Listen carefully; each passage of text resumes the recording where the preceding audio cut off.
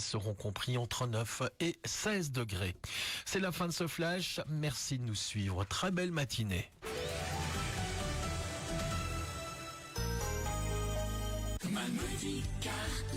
Malmedy Carrelage, des nouvelles séries tendances, des formats innovants, un accompagnement, des conseils et un suivi sur mesure. Et surtout, des prix tout doux. 28 Pont de Warche à Malmedy.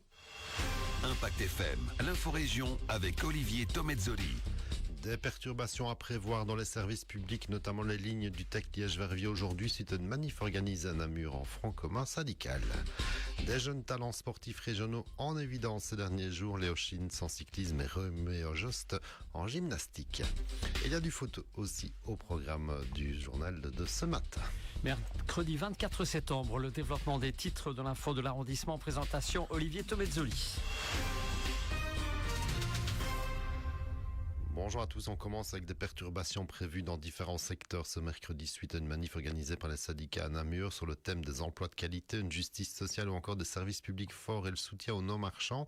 Une manif en front commun FGTB-CSC, des services publics, notamment les transports en commun, qui pourraient être désorganisés en fonction des personnes présentes à Namur. Pas de perturbations sur le rail, mais la moitié des lignes du TEC Liège-Verviers est touchée avec des bus supprimés ou de gros retards à prévoir.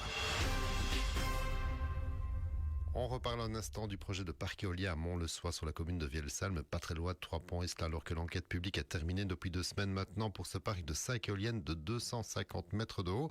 Et le collège communal de Vielsalm a remis son avis favorable, mais conditionné selon les journaux du groupe IPM. Alors qu'il y a eu une forte mobilisation de riverains et d'opposants à ce nouveau projet de parc éolien. Un projet qui devrait donc se construire sur la hauteur entre Petitière et Grand-Halleux, juste au-dessus de Trois-Ponts donc.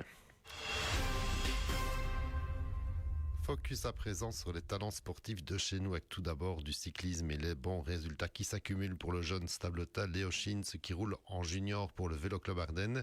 Léo qui s'est particulièrement distingué ce dernier week-end sur la flèche Plédranaise, c'est en Bretagne. Il a été appelé 3 fois sur le podium en tant que meilleur grimpeur, meilleur sprinter et combatif de l'épreuve. De nouvelles distinctions donc pour ce jeune talent. Et un autre jeune sportif de haut niveau qui commence à faire sa place, c'est Roméo Jost, le gymnaste passé senior voici peu, qui va surtout défendre les couleurs belges dans du tout grand rendez-vous de ce prochain week-end d'une manche de Coupe du Monde en Hongrie. Le Malmédia disputera la compétition de très haut niveau au sol et aux anneaux. Et pour avoir une idée justement du niveau international de cette manche de World Challenge Cup, comme on l'appelle, on y retrouvera entre autres gymnastes, un champion olympique, un champion du monde et un champion d'Europe Rexa. Début des qualifications pour Roméo vendredi, finale éventuelle déjà samedi, avant la suite des tests de sélection en vue des championnats du monde dès la semaine prochaine, toujours en Belgique. Et un petit mot de foot féminin avec un changement de résultat en deuxième provinciale série B puisque la rencontre du 14 septembre entre Ster et Bellevaux qui s'était finalement soldée par un forfait. Ce forfait a été annulé. Victoire acquise donc pour les Sterlaines qui s'étaient imposées 2-1 sur le terrain. Mais dans l'intervalle, les 2 forfaits face à Lambert-Montrechat et Remouchant sont maintenus. Les Sterlaines qui comptent à présent 6 points malgré 4 rencontres remportées sur le terrain. Et on termine avec un petit mot des hommes. Pas mal de matchs amicaux disputés hier soir, histoire de garder le rythme.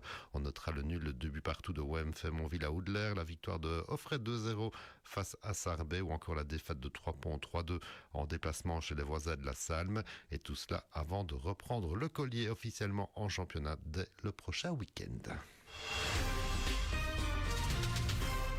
L'info continue sur notre page Facebook Impact News.